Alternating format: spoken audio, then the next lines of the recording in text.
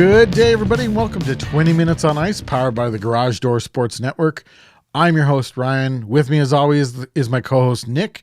We've got a wonderful show coming up for you, so let's get right to our opening face-off. Today on 20 Minutes, we'll be getting into Tony DeAngelo waived by the New York Rangers, Jim Rutherford resigning as general manager of the Pittsburgh Penguins, the NWHL and Barstool Sports at odds with each other. Plus, we have Players of the Week, 3 hot, 3 not, and we'll fire up the randomizer. But to join me in all this is a man who has never lost a single sock in the dryer, Nick McVicker. Nick, how are you this week? I'm good, man. Good to hear. Good. I have lost socks, but they just haven't been lost in the dryer. Really? Okay. Well, the dryer is the most common place to lose them. But as far as the hockey world, my concern is I don't think they make it down to the dryer sometimes. You just keep buying new socks? You know the family laundry spot, like we all throw the socks in together because you never have enough socks by yourself to do a load of socks. Yes. Okay. Absolutely. You need everybody. I think there's an issue getting them from the laundry spot to the actual laundry machine. They just they bail out before they can bail out on the way. I know we have a dog too. I'm sure he eats a few socks here and there. Yeah. Quite the gossipy week this week in the hockey world. Yeah. We'll be getting into it. Tony DeAngelo and the NWHL to start off with, but let's jump into the Washington Capitals third jersey, the blue jersey with a red stripe on the hem and the sleeves, white shoulders. Big dub. Yeah, the big W that with the Washington monument at the top of the W, 3 stars. Search it out online if you haven't seen it. It's very easy to find, but they also wore it last Tuesday against the Islanders. I really enjoyed these jerseys. Just a nice classic look, really appropriate for a third jersey. What do you think, Nick? No, I think they are a fantastic third jersey. Third jerseys have been getting more and more historic-esque looking, and I know the Caps have a long history, but they did a good job sort of making it look like an old jersey while making it a completely new one. Like the Leafs have gone Arena, St. Pat's. Those are historic jerseys. They're not reinventing the wheel. Mm-hmm. They're remaking the old wheel. The Caps went something new, and I really like it. And I'm a big hater on some of these third and fourth jerseys that we have seen this year. Toronto. Well, yeah, that's the reverse retro, which seemed to be left up to Adidas, is my guess. I don't know for sure. Whereas the third jersey is more of an in-house design, sometimes going to Adidas for ideas. So Adidas helps, but they don't do a whole lot. No, I wouldn't think so. This is a really nice classic jersey, something that I would definitely want to add to my collection. But yeah, I just think the Washington Capitals did a really nice job. It's blue, so it's, that third color. It's just everything about it is appropriate for a third jersey. So I think I agree. They did a great job with them. I don't have anything that I would change on these jerseys. They did a fantastic job. Yeah, quick rating out of 10. I'd give them a 9 out of 10. I think they're that well done. How about you? 8.5. Yeah. Just overall. They're not perfect, but they're pretty good. No, there's hardly a perfect jersey ever, but 10 out of 10 is nearly unreachable for me, but very appropriately rated. Now on the other end of the spectrum, the Dallas Stars, they revealed their alternate jersey a few months ago, but they actually wore them this past week. These are black jerseys with neon green trim.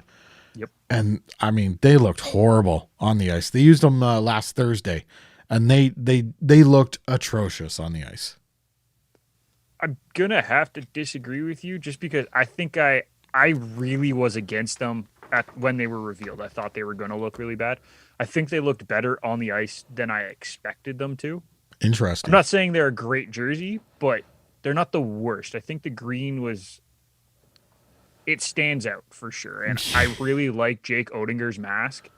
It matched it really, really well. I did not get a chance. I didn't get a chance to look at it. No. If you get a chance to look at Oettinger's pads and mask, he did a good job matching it. And I think that's what kind of sold me on making it look not as bad.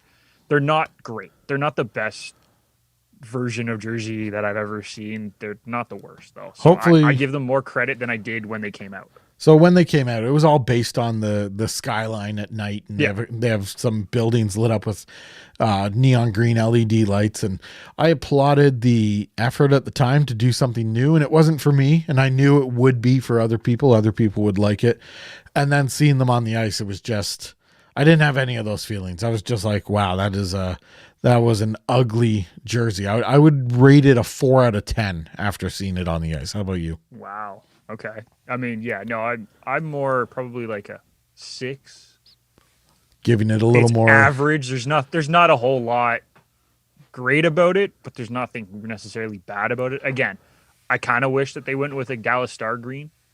Yeah, it's so good. That is still my stance on this jersey. If they went with a Dallas Star green, this would have been an 8 for me easily. What if they did the same thing in their victory green, as they call it? And that's what I mean. That's what they named their mascot too. So it's all named after that green. What if they did the jersey in all victory green, and instead of neon green, that was white? So a green and white jersey as opposed to a black and neon green jersey. They already have that. They did it last year for the Winter Classic, right? So, yeah. But I mean, if they had gone black with the victory green, I think it would have been okay. It would have been a little dull, but I think it would have been fine. Yeah. And had for the numbers and the names like a thin white outline so you could really see the numbers and names. But honestly, they weren't the worst. It came across a lot better on the ice than I thought it was going to. I guess that's the biggest thing, right? The next step for me is seeing how long these last. Are these going to be around for a few years? Is this just kind of a one-off thing, which seems to be very popular? It might be 2 years, I think. Yeah, I would like to see the NHL adopt a rule like the NFL has. When you make a jersey change, I believe you have to stick with it 3 to 5 years. There's a certain time period. I don't think that rule's in place anymore because there's some teams that seem to be changing them like every year now in the NFL, like full jersey outline. So everything changed. There's something then. But I would like to see some sort of guidelines put in place, but I'm okay with alternate jerseys changing every year. That's fine. I get what they are. They're a chance to experiment, and they're a moneymaker, and that's what they're supposed to do. Speaking of which, what about those awful Toronto reverse retro? They were just as bad on the ice as when I saw the worse. I don't know how they could be, but they managed to be worse on the ice than they are in pictures. Of course, the classic blue and gray of the Toronto Maple Leafs. That's what we all grew up with. I felt so bad for the play-by-play and color commentators for that game. They couldn't see the numbers. They could not see blue numbers on blue jersey. Like, why? Who didn't do a camera test? Who didn't do Adidas. They would have the facilities. Like, no, that's who didn't do the camera test. Obviously. You didn't do the camera test, Ryan. Come on. Obviously. Just awful. And Leafs have to wear them another 3 times, but we also did get notice that they will be wearing the St. Pat's jerseys a couple times this year. One on the road, one at home. So that's good. Yeah.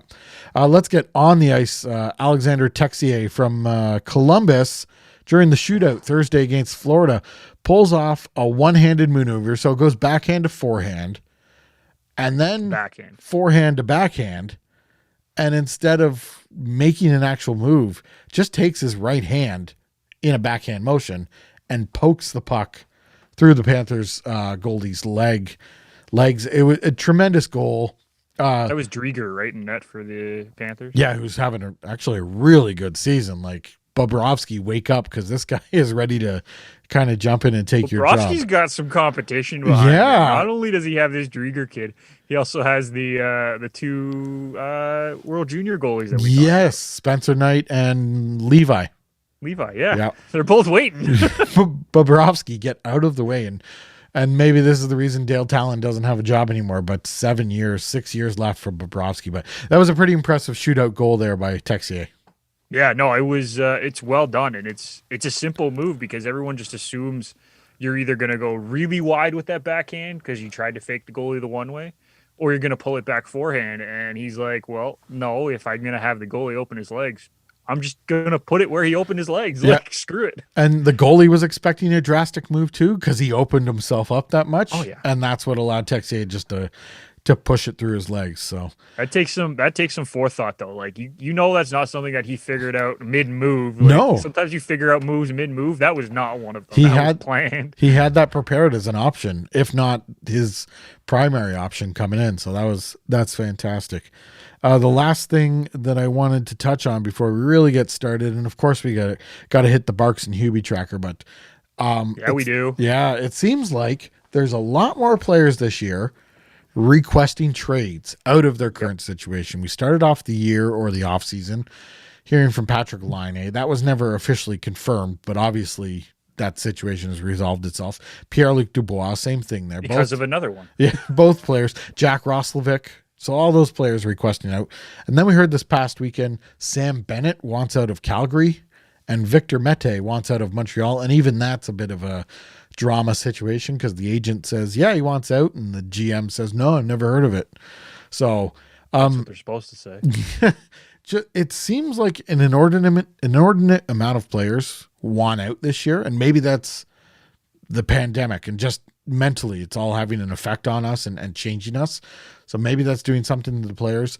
Or maybe this is the same amount of requests that usually come through, just they're more public this year. Where do you land on that, Nick? Two things. One, can you say ordinate amount of time? Inordinate. Inordinate.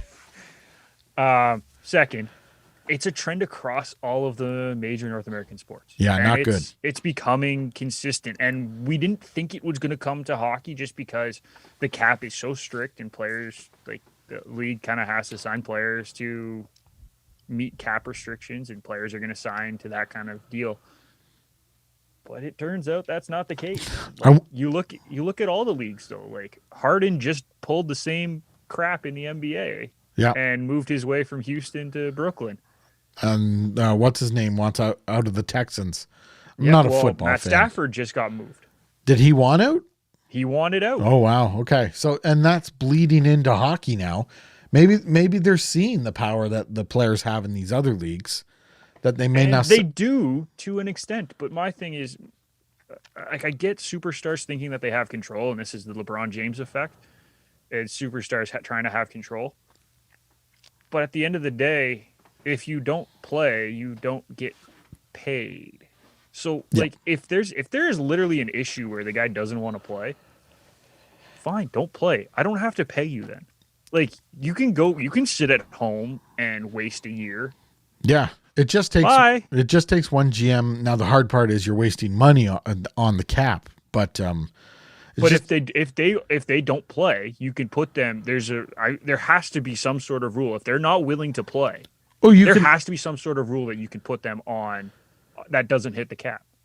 Well, you'd have to put them if you wanted to. Your options are if they chose to not. You can't sit out. That's against the rules in the cap.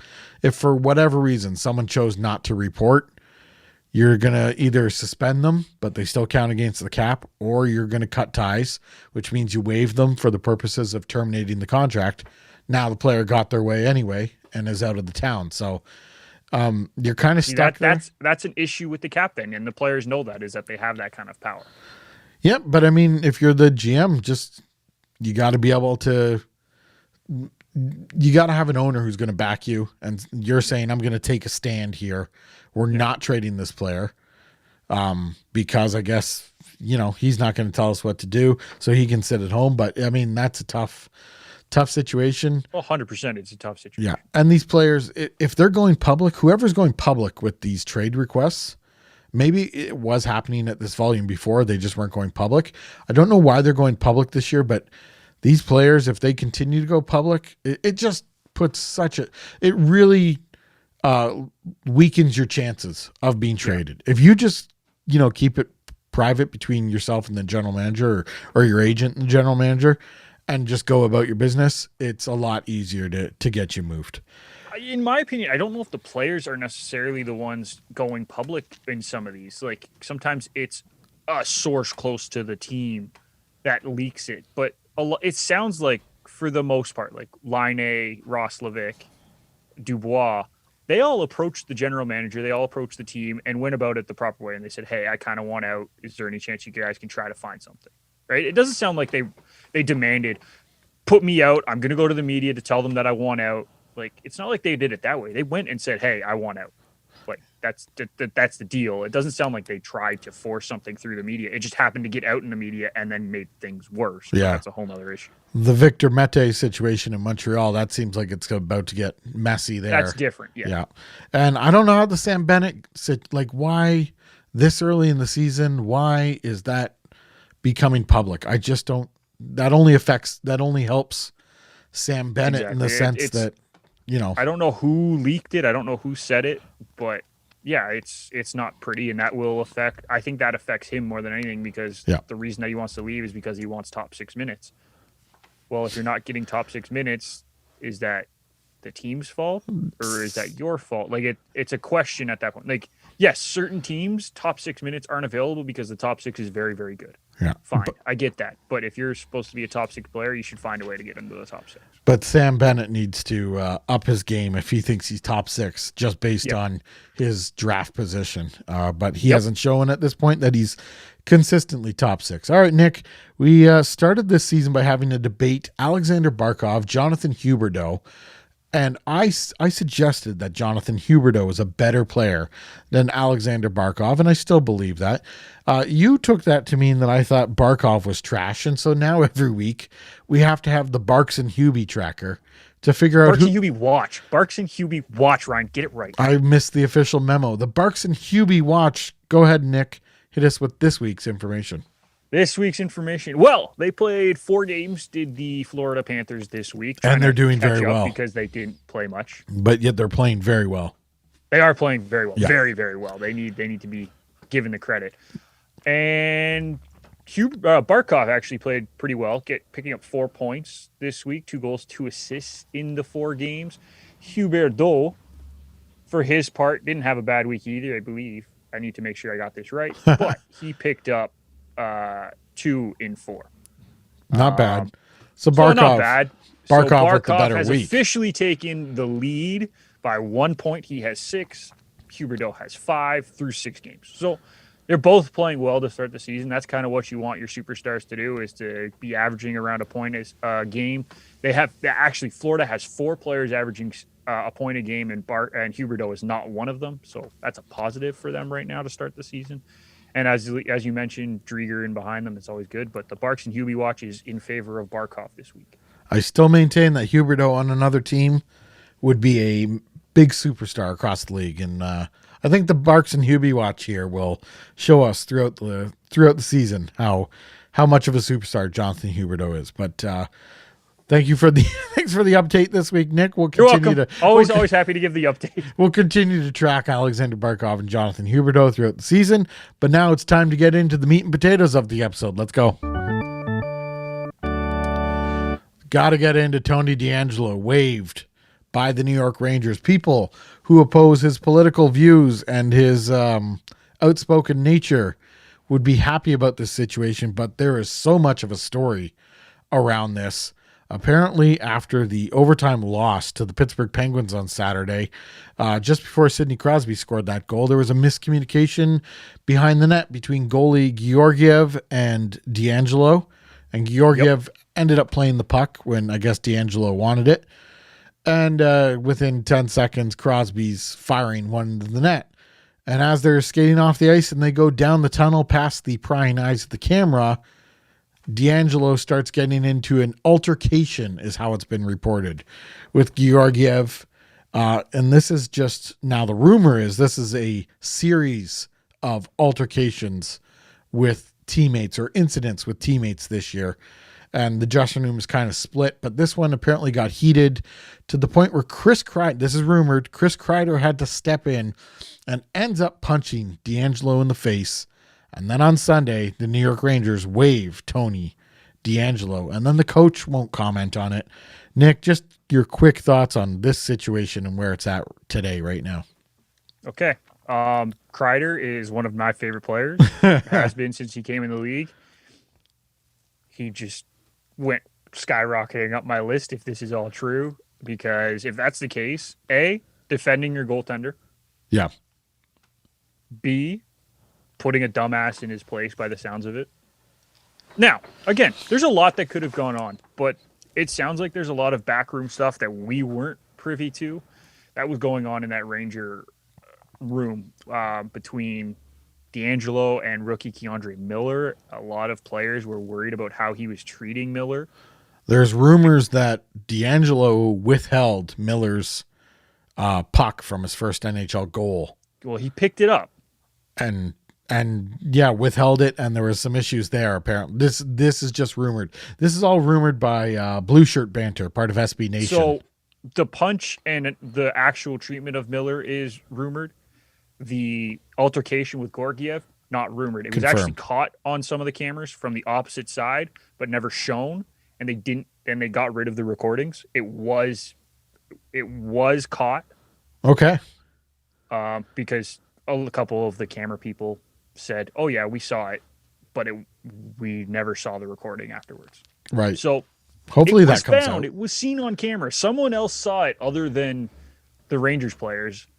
So it did happen. Whether or not Kreider came in and actually knocked him, that's a whole nother story. All we've heard is punched him in the face. So your imagination has to take over after that as to what happened. I mean, But the one thing that kind of supports that theory is that DeAngelo's agent or friends or something were saying that he got punched. Didn't say from who, just said he got punched. okay. And the post-game interviews from the Rangers, so they do the post-game press conferences or whatever. Kreider's post-game press conference was cut down to 15 seconds. All of the other ones all season long have been 3 minutes or more. Wow. And if so you look at it, it kind of looks like he has a bruise on his middle knuckle. So again, I mean, we're speculating. That's a lot of inconsequential evidence, but it kind of points to it being Kreider who may have punched him. Interesting. So this is just, there's a lot of people who say that the Rangers enabled DeAngelo. 100%. No, I would agree with that. You would agree with that. And the reasoning is because they've supported him in everything that he's done. His podcast came out and they retweeted it 10 times.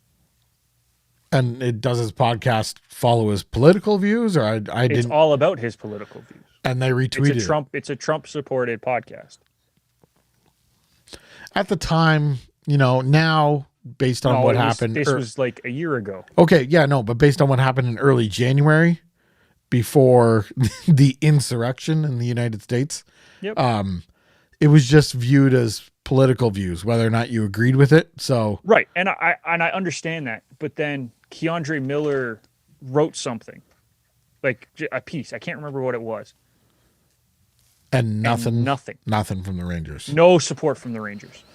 The part I didn't like this week, or actually, we're recording the day that DeAngelo was waived, but coach for the Rangers didn't want to confirm anything. He didn't want to talk about it. But at this point, it's like, just, face up to what's going on within your organization and just talk about it. Yes, the Rangers refused to comment, period. I know. I guess they're trying to keep it all. They're telling him not to. I guarantee. Yeah. Because it's Vigneault behind the bench, right? Yeah, right. Of course. Yeah. So there's no way Vigneault doesn't want to talk about it. Like, doesn't want to just clear the air and get it out. Just come out and say, yeah, there was an altercation. It was the end. So that's the end of his situation here with the Rangers, and I won't be commenting any further. I guarantee that's what he would say. And that's Vigneault. He's done that everywhere he's been. Yeah. So, I mean, I just don't like the way the Rangers are handling it with the hush-hush. Yeah. The guy did put up points last year. Like, that's why he was able to play hockey, because he was putting up points, and I get that part. He is a good hockey player. He's just not all this there season. between the years outside of hockey. Yeah, and we have to preface that with, in our opinion. And from what we know. Yeah, absolutely. So, I mean, he's waived now, and you'd have to think this is the end of the road, at least with the Rangers. I wouldn't be surprised if there's a team elsewhere who picks him up. Or I believe he's going to the KHL. You think he goes to the KHL? I don't think any team in the league right now wants to deal with him. Maybe based on location. He may, like team like the Hurricanes. They're fine on defense. They're not going to pick up Tony DeAngelo. Brendan Moore would not put up with his shit. It'd be interesting. I mean, this is not a good look for him as far as problem in the locker room. And he's also had problems getting into the league. Let's not forget that. He's 25. This is only his third year. Didn't he have issues in junior? Breaking into the league. Yeah, and he had issues in junior, did he not?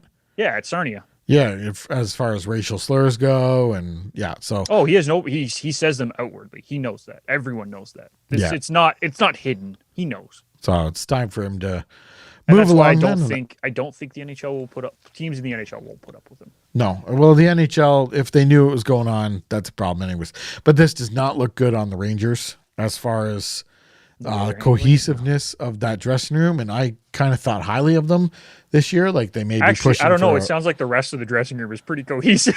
according to reports, it's split. Like there were splits. People who thought he was just kind of a goof off, and then other people who were just like, we got to get this guy off the team. So definitely. By the way, Kreider should be the captain.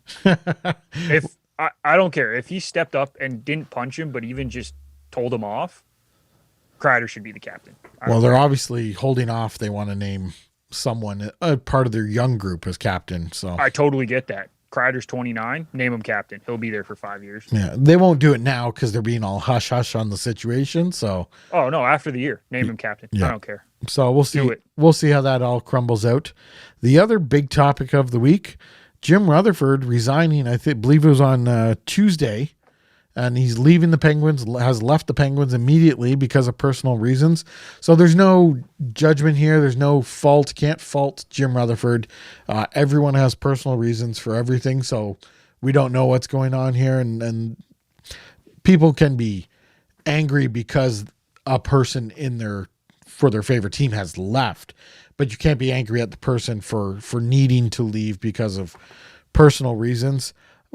There's rumors that he may be back next year and he just couldn't handle the situation in Pittsburgh anymore. So that's behind the scenes stuff that they're keeping quiet, and that he's in the NHL again next year, or maybe this is it for him. So He retires again.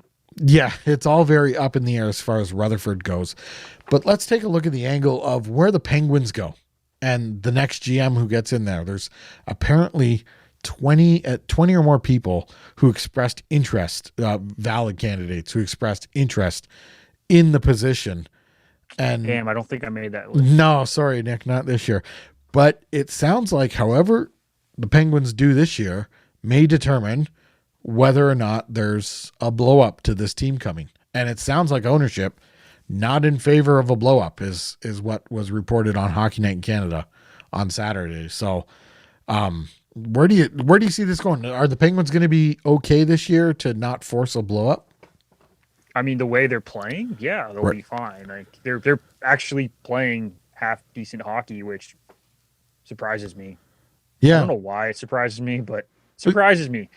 They're playing decent hockey. They're 5-3-2, 5-3-1. They so couldn't far beat this year. they couldn't beat Boston, who's I would consider them an elite team.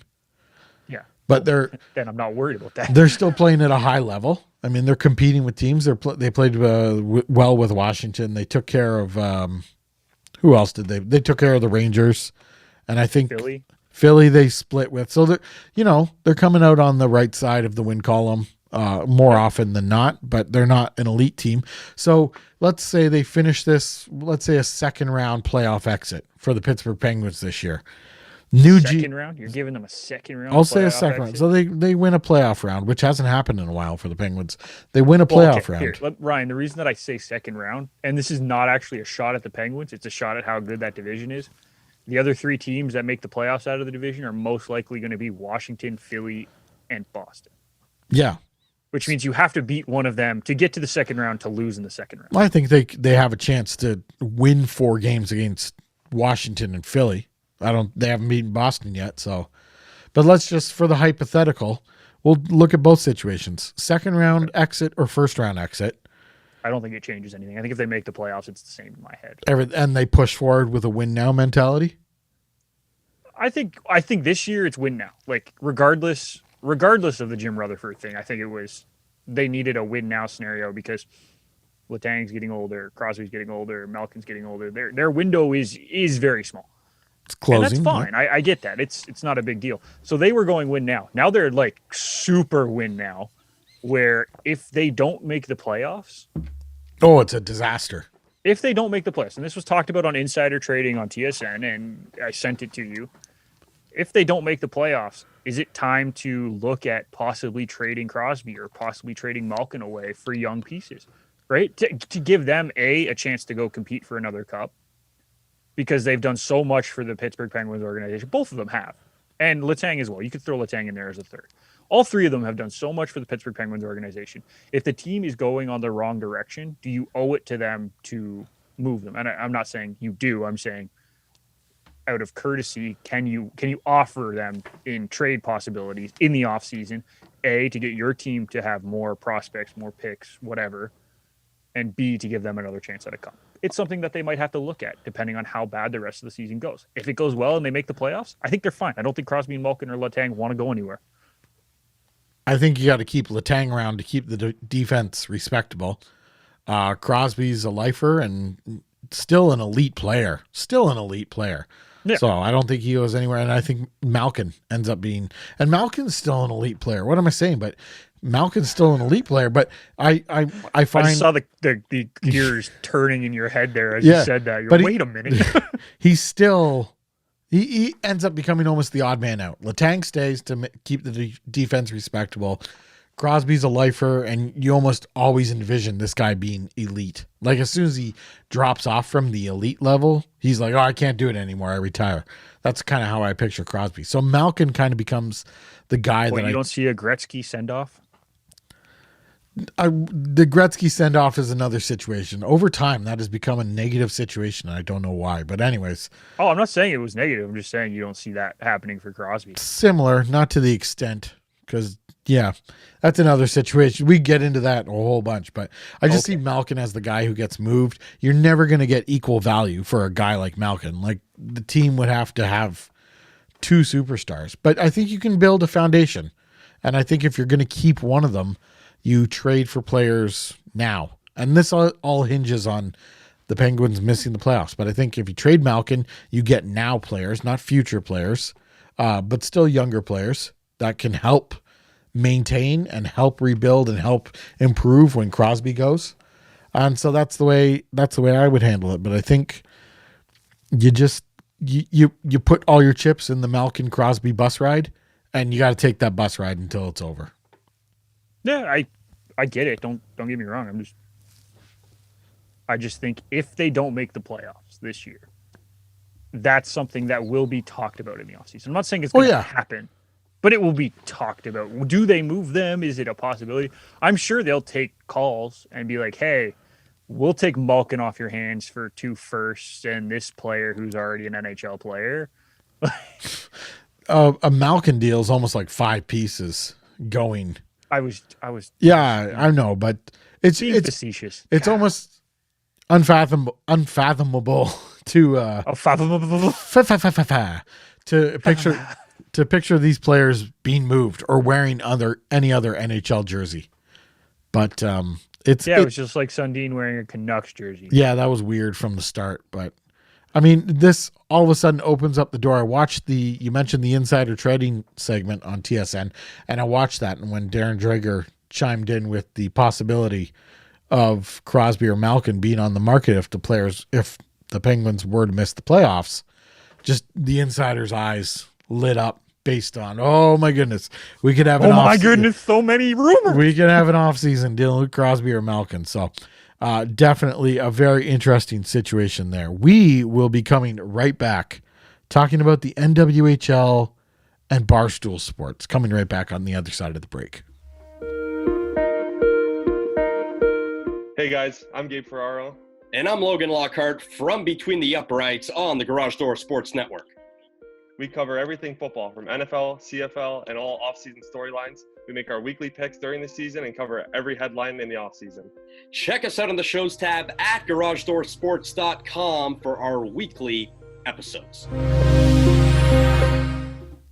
We are back 20 minutes on ice. It's time to get into the NWHL and Barstool Sports. This is another mess. It's another gossipy situation.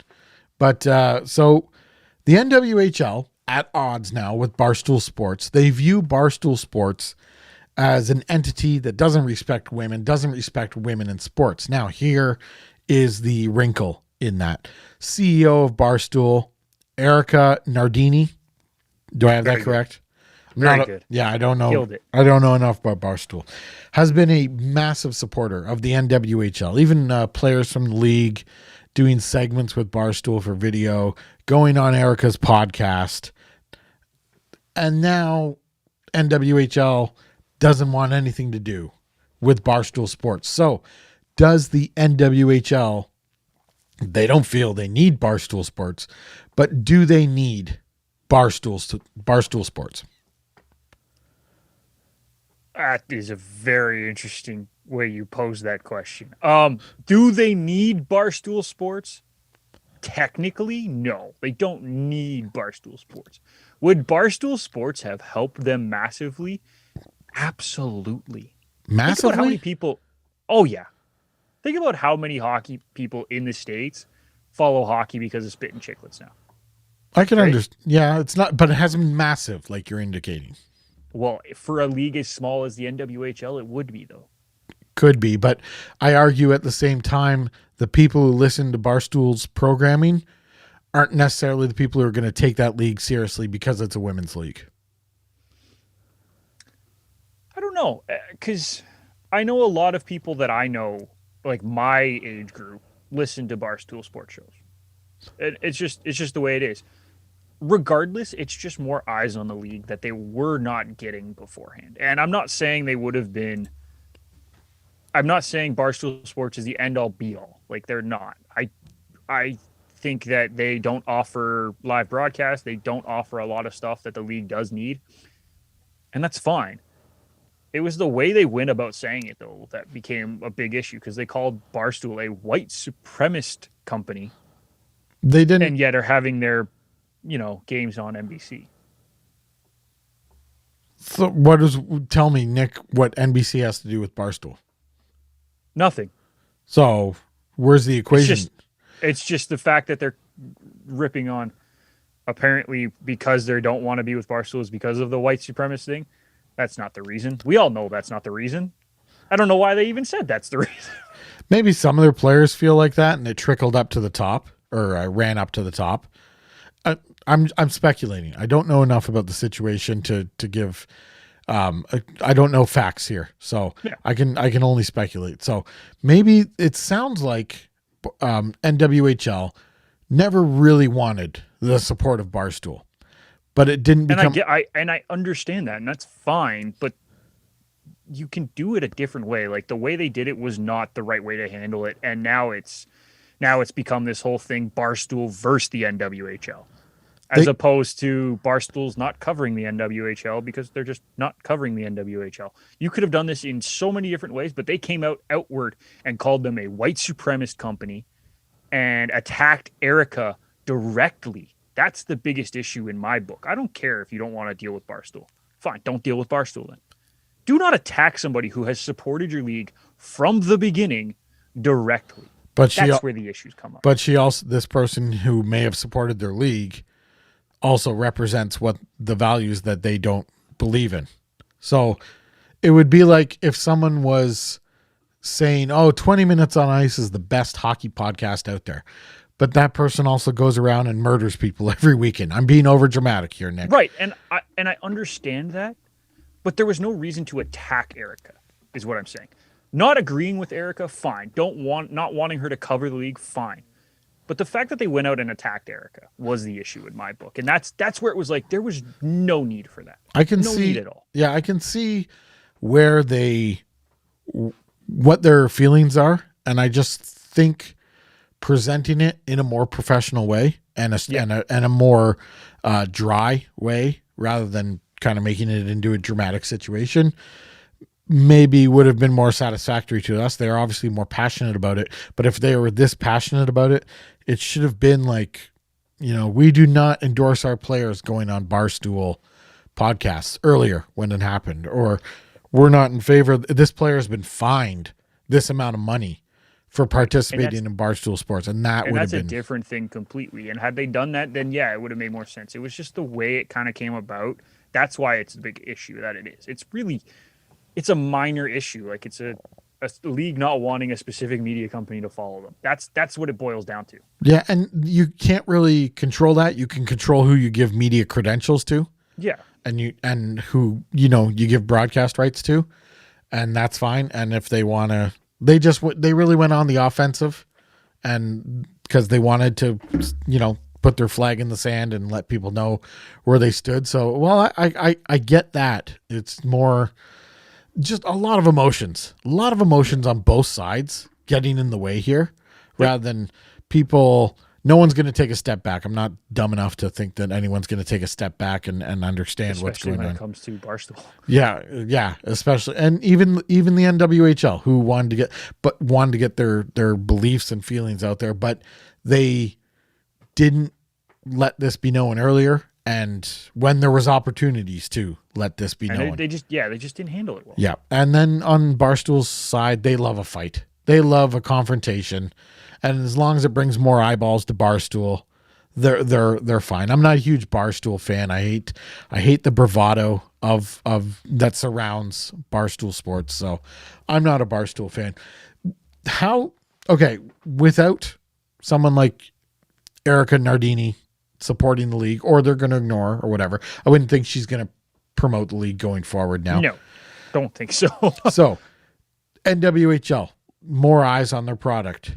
They could use an entity as powerful as Barstool. Yeah, and that's what I was saying at the beginning. Yeah, getting their name out there. Twitch, I mean, they're getting the word out there that things are going positively on Twitch for their playoffs, and hopefully things go really well. I saw highlights on Hockey Night in Canada, so that's good in the second intermission. I hate the goal lights. I didn't notice them. It's like really dark, and then like a dark red, and then dark red, dark red, dark red. It's like a flashing thing, but it's super dark, so you can't actually see any of the players. Oh, okay. So again, it's a league with money would have been able to test that, where it was an idea that had to work. It could also from just the be get-go. the rink, right? Like I don't know. And I sort of get the blue neutral zone. It's something different. It's fine. I don't like it, but it is what it is. That doesn't bother me as much as the lighting. But that's because I'm a broadcaster. Like I'm just thinking broadcast wise. You can't see the players. That's the whole point of the broadcast. Why are we doing this? So for me, the main thing is that the NWHL needs to get their clips onto sports shows, Sports Center, Sportsnet, ESPN, not likely, but just get it out there. And that means producing their own content. If that means producing their own post-game pressers, just like how the NHL does after each game, I think they need to do that. So I've seen highlights on TSN. I've seen highlights on Hockey Night in Canada. You obviously want to see it in the States because that's where 5 of their 6 teams are based. But that would be my idea for growing the sport and getting mainstream attention, which they're now not going to get from Barstool, and which they obviously don't want. Yeah, and I think that's what we've said about the league since the beginning, especially even on Garage Door Sports. We actually had this conversation this past weekend on the main show, and it comes down to they need eyes in order to make money. And to be honest, I said it on the other show, and I'm going to say it again. I don't think the NWHL is the answer for women's hockey. I don't. I wish it was. I wish it was the answer. But they've already had so many issues with not willing to pay players properly, and the whole issue with the Professional Women's Hockey Players Association, that some of the top players aren't even playing in the league right now. No, because they're not being paid properly. And then there's also rumors that the league is being very exclusive with who they allow in for ownership, and leagues do that. That's not exclusive to. And I get that. Yeah. So, but I think there's a better answer for women's hockey than the NWHL, which is a problem because that's the league right now. There's no other league. My uneducated opinion would be to set it up how they are right now, in a bubble, and even post-COVID, still in a bubble, not a bubble, but one central location. And I would make that location like a TV studio, like the NHL's return to play was. And it's set up where this is where all the teams play. It's still a season. There's still, the Toronto 6 versus the Riveters, and not now. The Riveters pulled. That's a whole other issue. Riveters pulled out due to COVID situation, but something where you can control the look of the product, but it needs to be NHL funded and it needs to be NHL partnered, and it can't run head to head with the NHL. So it's more like you have an NWHL afternoon game, and then that leads right into a broadcast of Sabres versus Bruins, that kind of situation. And I think that I have a second solution. Yeah. They can play at home, but the team travels with the team also located in the same area as them. So the Toronto teams travel together. Anytime that the Toronto Maple Leafs are going to play the New York or the Buffalo Sabres, the Toronto 6 is going to go play the Buffalo Buttes. Interesting. Anytime the Boston Bruins are heading up to Toronto, the Boston Pride are heading up to Toronto too. You would really spread out though the women's schedule with that. Like Toronto may play Boston in January and then may not play them again until March. No, I get that, but don't forget there's only 6 teams, right? So what you would have to do is you would have to figure out a way to fill the gaps between those things. Yeah. I'm saying make those games your peak games. Make those the ones that you focus on because there's already an NHL game going on. So you have the NWHL game in the afternoon, as you said. Make it a big deal, and then you go to the NHL game. You could even sell the tickets to those games as here's a special attraction, special doubleheader. Afternoon event. Come for Toronto 6 versus Boston Pride, and your game ticket also gets you Leafs Bruins access. Yeah, and it's a way to do it, but the NHL needs to be affiliated with the league, and they're not, and that's the problem. Yeah, and the NHL doesn't want to put up the money, because they won't have control. Yeah, and they don't have control. They don't want to incur the losses. So no, they want control. They wouldn't get control in the current setup. Yeah, and they want control. Yeah, I completely see where that comes from, and completely see why they would not be getting control. But the NWHL, that wraps up our gossip talk for this week. It was a very gossipy week in the NHL. We will be coming right back with our players of the week, 3 hot, 3 not, and of course, we'll fire up the randomizer. We'll be right back.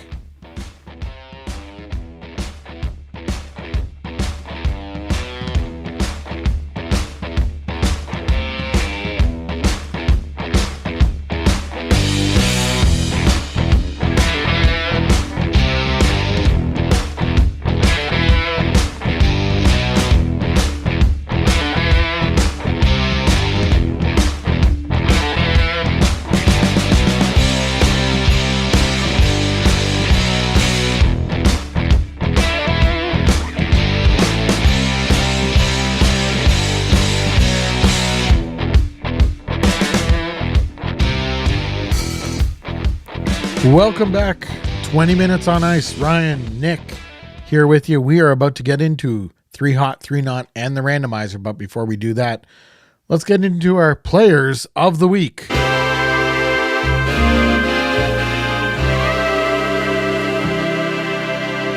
Players of the week. This is where we choose rookie of the week, player of the week, goalie of the week. Nick, let's start off with the goalies this week, and you can be first up on that. Okay, I've actually made a change in my goalie of the week since we talked pre-show. All right, goalie of the week, hit me. I'm going with, I'm going to sound so homer after this, but I'm going with Grubauer. Yep, that's a good choice. It is a good choice. 3 games, 3 wins, 3 goals, or 4 goals against. I saw 3, but he did have a shutout as well during the week. Yeah, he had a shutout. Yeah. He had 1 shutout, 1 goal against, and 1 3-goal game against. Okay. So he had 4 against. So his goals against was a 1.33 this week. Yeah. 944 save percentage. So strong. Which is just stupid. I watched a lot of Colorado games the week before. Because they're all on TV in Canada for some reason. I don't know what's going on. Hey, every game is pretty much on TV, it seems, especially with the NHL package this year. But I'm a huge Grubauer fan. Like it seems like he's taking another step. Yeah, it seems like he's taking the reins. And they also have Frank Hughes. I know he's injured. And who's their third goalie? He started against LA, I believe, a couple weeks ago. It's Miska. Miska, thank you. I was going to call him like Lask or Mask or something like that. I think he's playing tonight, I believe. Okay, and they're playing Minnesota as we speak. But yeah, I mean, Colorado is so set. They're going to find that they have an abundance of depth in goal. But if Grubauer takes off and becomes just your clear outright number one, like he is the number one right now, but if he just outright becomes number one, we need Grubauer every night. It seems like he's on the way to that right now. So yeah, I mean, I wouldn't necessarily say Miska is a threat to Francouz. He lost his only game. But he didn't look out of place at all. No, he didn't. He definitely didn't look out of place, but he lost 4-2 to the Kings. He did, but it wasn't his fault, and it wasn't a catastrophe. No. I'm not saying that. Pucks weren't going through him. I'm just saying he can be a piece. It looks like he can play in the NHL. I'm not saying He will top, be a very good backup at some point. at some point, yeah. And any backup could have a chance to be the starter. For my goalie of the week, I'm going with Thatcher Demko. I put the Canucks in the bottom 3 last week. But Rightfully so. Hold on. You put them there rightfully so. yeah, and this week they got the benefit of playing the Ottawa Senators, so that kind of helped things. But Thatcher Demko, they're awful, and I'm sure we'll get to that. But Thatcher Demko, 3 starts, 3 wins, just like Grubauer. Didn't have the shutout, but 3 goals against all week. 3 1-goal games, I believe it was. 971 save percentage, which is why I chose him over Grubauer for my goalie of the week.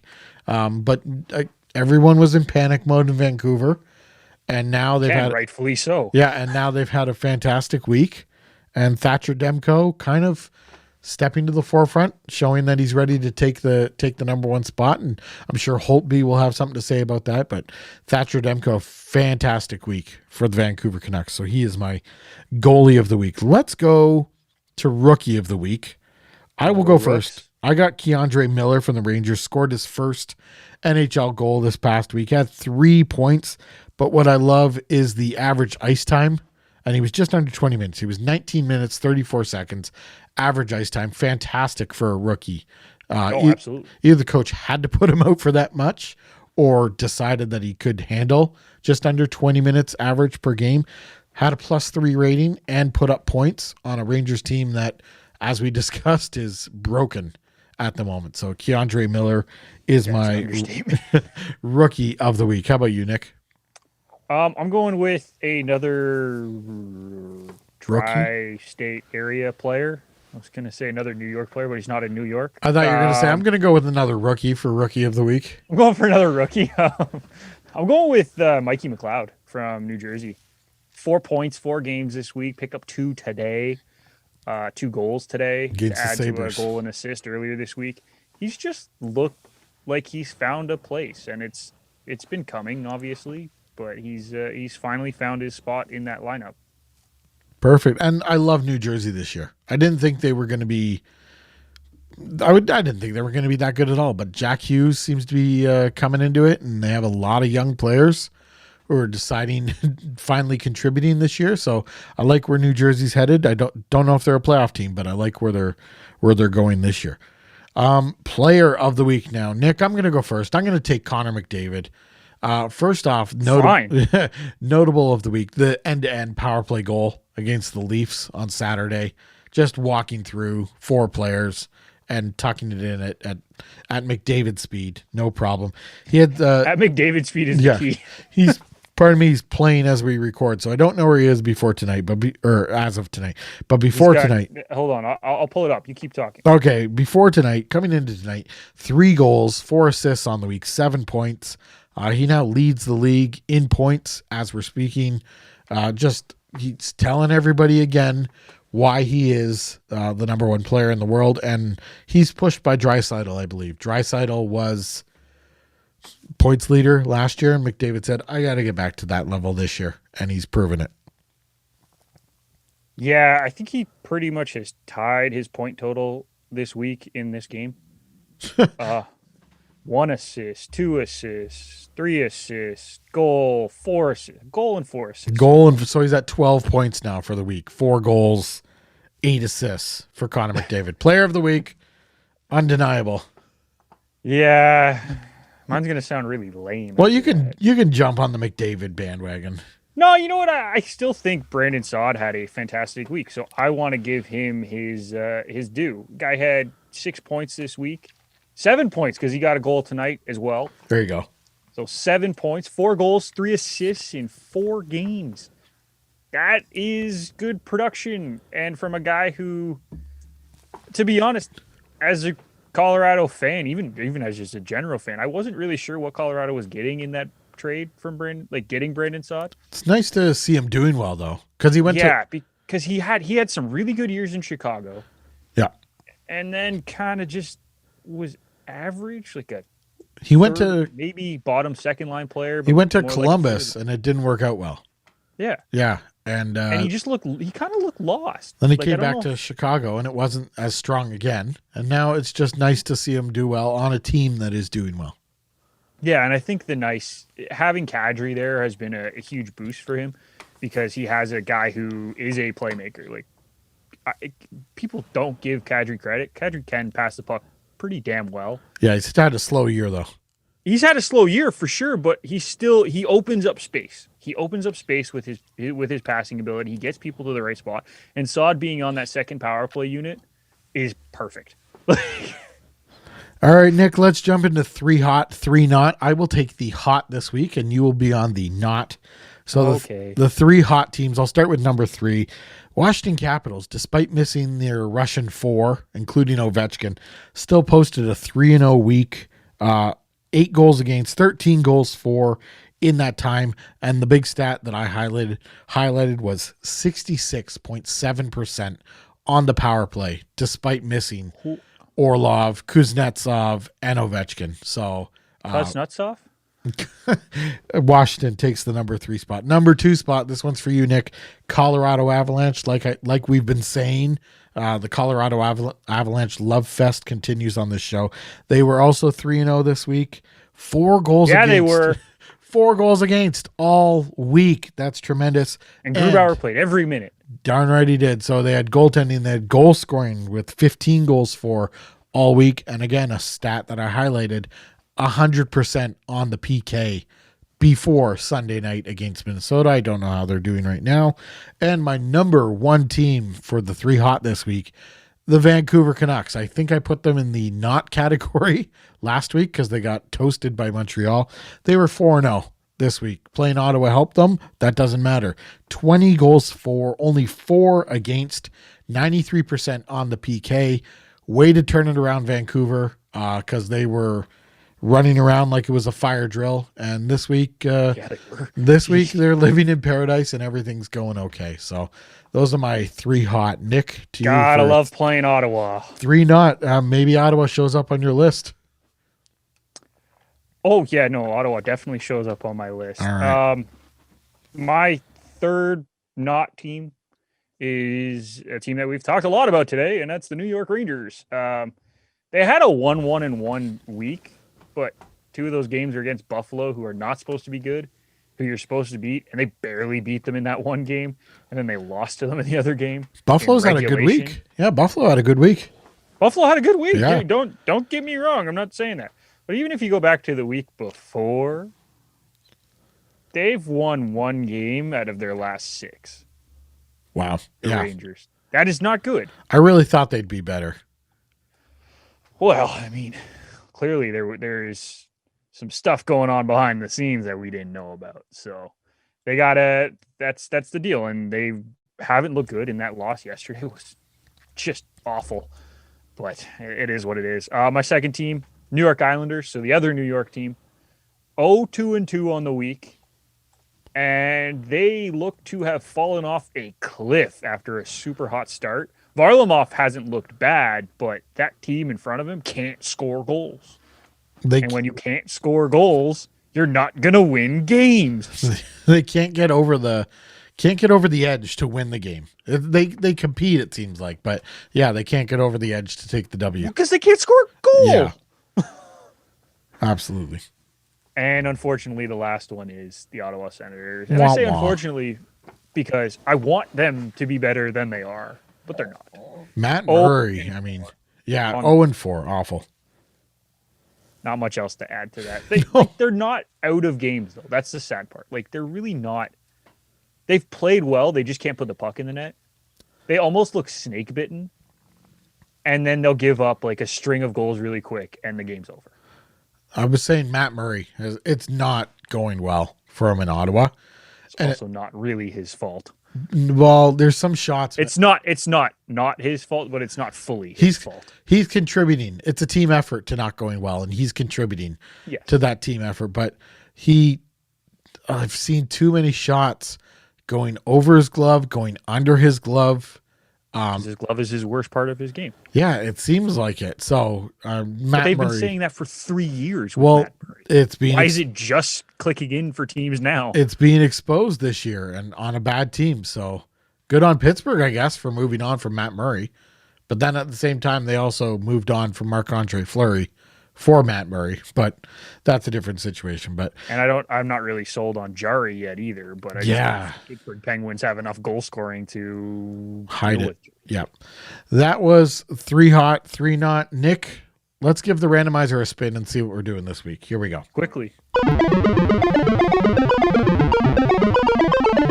This week we are doing Who Am I? So Who Am I is where one of the hosts, it'll be me this week, comes up with the hockey personality, and it's up to the other host to guess that hockey personality in a 20 questions, yes or no format. So Nick, give me a second here.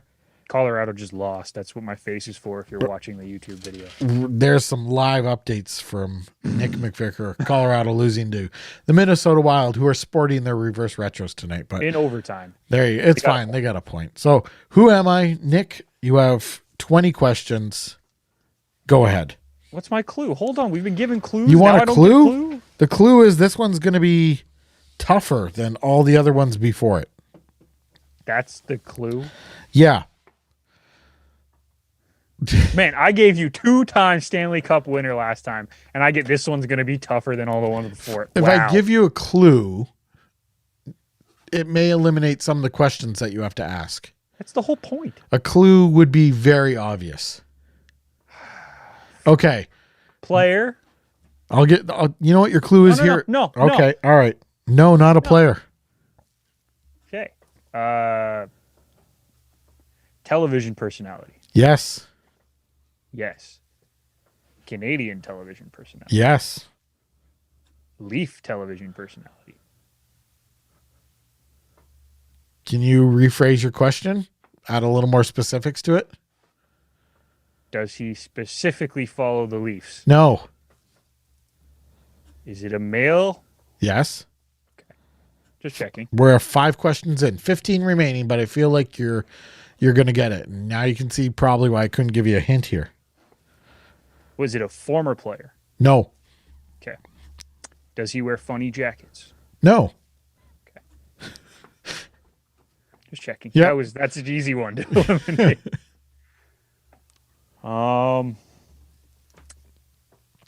Is he currently broadcasting? Yes.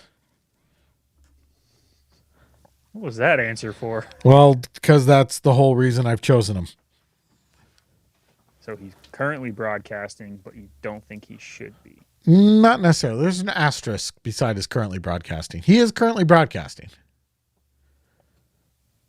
But not on one of the main networks. I never said that. Anymore. But not on one of the main networks anymore. I didn't say that. I know you didn't. I'm inferring. You're surmising. I'm inferring. Okay, you're 8 questions in, 12 remaining. Who is this broadcaster? Is he involved in live events? So not like Yes. studio stuff. Yes. Okay. Is he a play-by-play? Yes. 10 questions to go. Feel like you're going to get it here. Doesn't specifically cover the Leafs though. Nope. It's not Bones. It's not Joe Bowen. No, it's not Joe Bowen. That's not a question. Just basically what I established. I'm not counting that. It's not Joe Bowen. No, that wasn't a question. All right. You said he doesn't specifically cover the Leafs. It's clearly not Joe Bowen. You need to calm down, sir. Relax. Right? Relax. Just because you couldn't get one last time. You didn't even throw a guess at I'm awful at this game. Keep going. 10 questions in. Play-by-play. There may be a reason why he's not top of your mind. Because I'm awful with this. So he's not currently... Well, he is currently, but not necessarily actually broadcasting. There was a bit of an asterisk on that question. You asked is he currently, and I said yes with a little doo-doo. So he hasn't been fired is basically kind of what you're saying. No, he hasn't been fired.